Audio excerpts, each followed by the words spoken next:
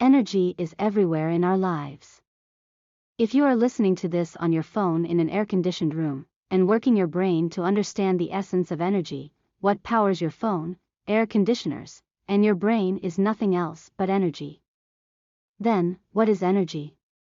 This might be the most difficult question you could ever ask. Surprisingly, even Nobel Prize winners have great trouble providing a satisfactory answer to that seemingly simple question.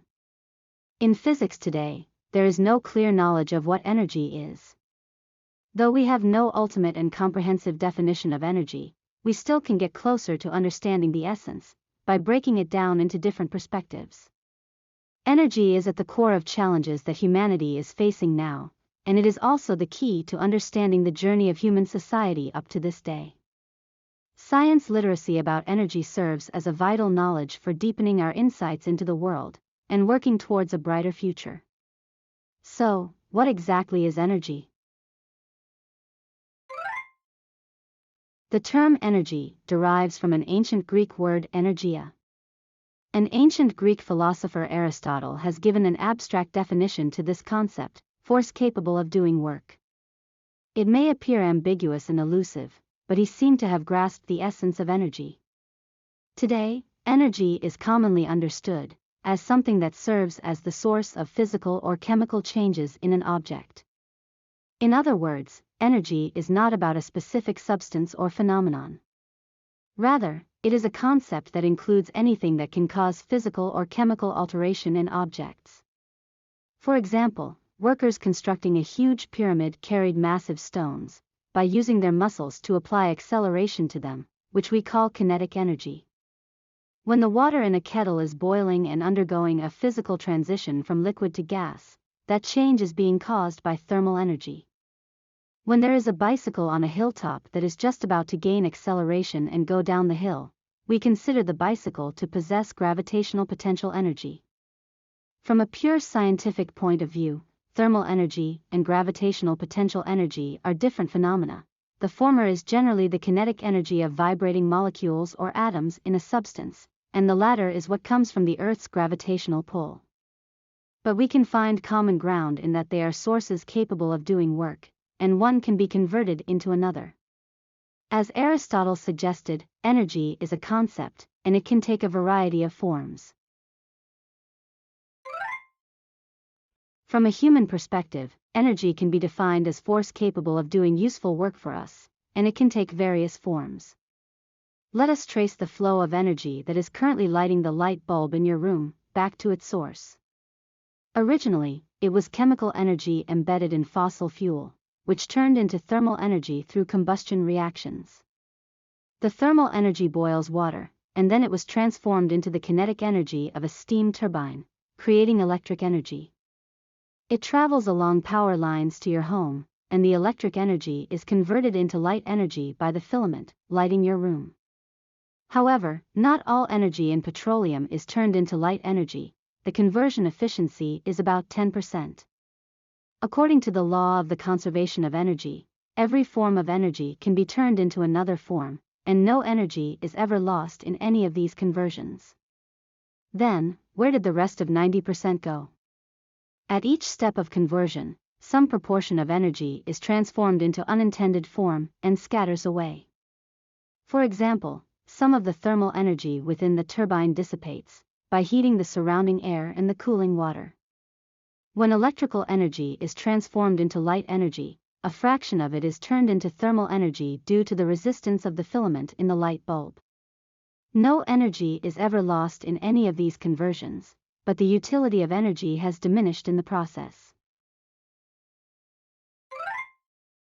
In Japanese mythology, the supreme god Amaterasu is also the goddess of the sun.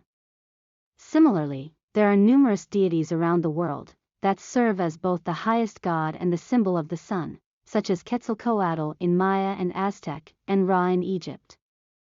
Ancient people might have somehow realized that all energy on Earth is derived from the sun's radiation. The energy in the Earth's ecosystem comes ultimately from a single source, plants.